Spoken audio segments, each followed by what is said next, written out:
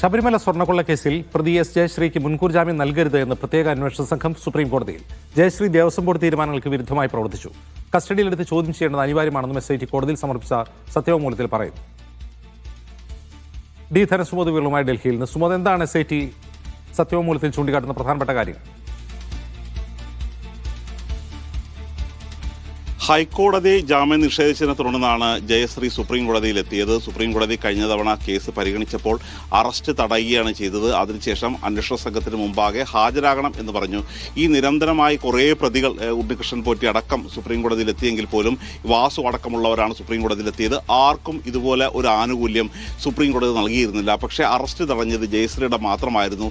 Case ഇന്ന് വീണ്ടും പരിഗണിക്കുകയാണ്. ആ അറസ്റ്റ് തടഞ്ഞതിൻ്റെ കാലാവധി ഇന്ന് അവസാനിക്കാനിരിക്കുകയാണ്.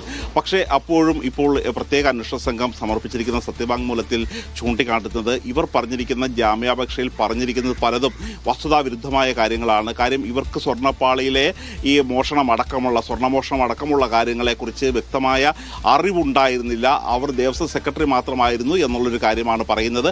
പക്ഷേ ഇവിടെ സുപ്രീം കോടതിയിൽ SIT നൽകിയിരിക്കുന്ന സത്യവാങ്മൂലത്തിൽ പറയുന്നത് ഇവർ 2.5 പതിറ്റാണ്ടിലധികം കാലം ഇവിടെ ജോലി ചെയ്യുന്ന ആളാണ്, ദേവസ്വം ബോർഡിൽ ജോലി ചെയ്യുന്ന ആളാണ്.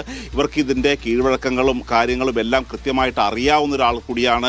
അതുകൊണ്ട് ഇനി അസുഖത്തിൻ്റെ കാര്യം പറഞ്ഞ് ഇത്തരത്തിലുള്ള ഒരു തടിയൂരാൻ കോടതി അനുവദിക്കരുത്. ഇത് കൃത്യമായ നടപടി ഇവർക്കെതിരെ എടുക്കേണ്ടതുണ്ട്. കസ്റ്റഡിയിലെടുത്ത് തന്നെ ചോദ്യം ചെയ്യേണ്ടതുണ്ട്.